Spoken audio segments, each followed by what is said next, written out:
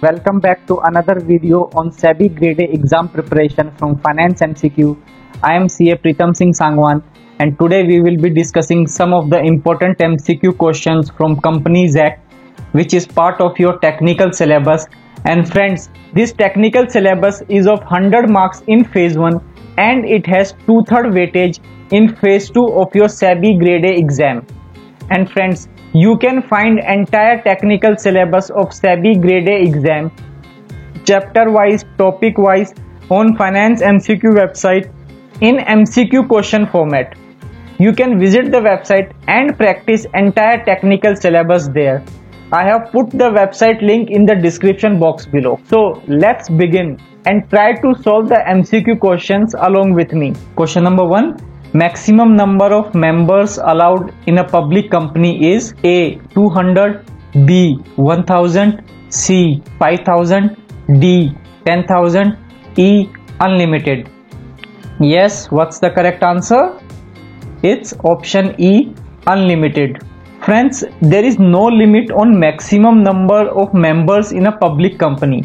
But if minimum members required in public company asked, then limit is 7. So just keep this in mind and let's proceed with the next question. Question number 2. The Companies Act 2013 comes into force on A. 30th August 2013, B. 12th September 2013, C. 8th August 2013, D. 18th December 2013, E. None of the above. So yes, what's the correct answer? It's option B, 12th September 2013. Friends, earlier we used to have Companies Act 1956. Since it was a very old act, so this new Companies Act 2013 comes up with revised provisions and sections. So question number 3. Maximum number of directorship a person can normally hold is A. 5, B. 10, C. 15, D. 20, E. 25. Yes, what's the correct answer? It's option D. 20. So remember this question, maximum number of directorship a person can hold is 20. Moving on to the question number 4. XBRL stands for A. Extensive Business Reporting Language, B. Xylo Business Reporting Language, C. Extensible Business Reporting Language, D. Extensible Markup Language, E. Hypertext Markup Language. Yes, so what's the correct answer? It's option C. Extensible Business Reporting Language. Friends, this XBRL is a reporting language. All these financial statements are reported in XBRL format to MCA and other authorities. And this is internationally accepted and communicated format. Lots of countries use XBRL format. So remember XBRL full form. So let's move to the next question. Question number 5. Which of the following statement is incorrect regarding nature of shares? Option A. It is the interest of shareholding in company. B. It is the right to participate in the profits of the company. C. It is a movable property and considered good. D. It is a bundle of rights and responsibilities. E. None of the above. Yes, what's the correct answer? It's option E. None of the above. Friends, shares reflect your interest or percentage holding in the company. It also shows that you have right to participate in profits of the company. It is a movable property as per the Sales of Goods Act. So altogether it is a bundled with rights and responsibilities. So question number 6. Sweat equity shares have a lock-in period of dash years. Option A 1 year, option B 2 years, option C 3 years, option D 5 years, option E 6 months. So yes, what's the correct answer? It's option C 3 years. Friends, sweat equity shares are offered to employees of the company and they have a lock-in period of 3 years, which means during this period these shares cannot be sold by an employee to any other person.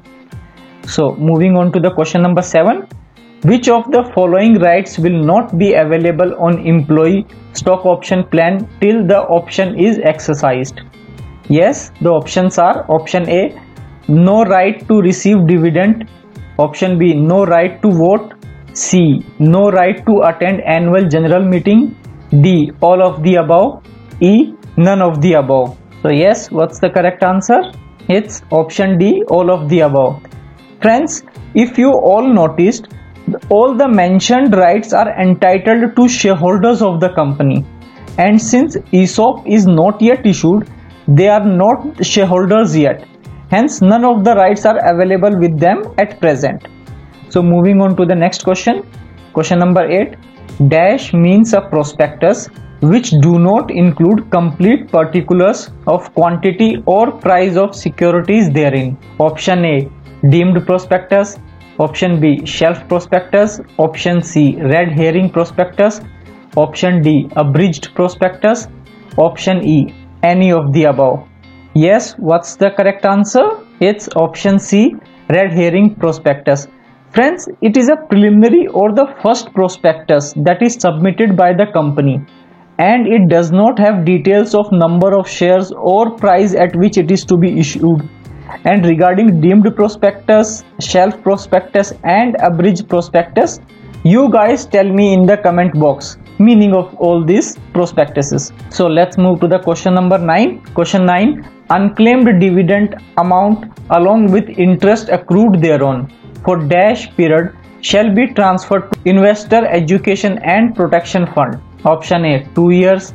Option B, 5 years. Option C, 7 years. Option D, 10 years. Option E, none of the above. Yes, so what's the correct answer? It's option C, 7 years. Friends, if dividend is declared by the company and same is not yet claimed by any shareholders for 7 years, then it is to be transferred to Investor Education and Protection Fund. But nowadays accounts details are available, dividend is directly transferred to the bank account. But still, if it remains unpaid, then same needs to be transferred. So question number 10. Removal of director requires dash to be passed by the company. Option A, ordinary resolution. Option B, special resolution. Option C, special resolution with central government approval. Option D, special resolution with SEBI approval. Option E, none of the above. Yes, what's the correct answer? It's option A, ordinary resolution. Friends, most people confuse that it requires special resolution. But no, to remove a director, ordinary resolution is sufficient. Friends, if you want to practice more such type of MCQ questions from your technical syllabus, I request you to kindly visit Finance MCQ website. It has entire SEBI Grade A exam technical syllabus in MCQ format, 2000 plus subject wise, topic wise MCQ questions to practice. It has explanations for correct answers wherever required, 25 test series technical syllabus, and each test series are having 20 to 25 questions. So friends, don't miss this golden opportunity and increase your selection chances significantly. Website link is in the description box below, and if you have any questions, please write in the comment box below and I will try to address them, and I will come up with new MCQ questions to practice on SEBI Grade A exam. Till then, take care and thank you so much for watching.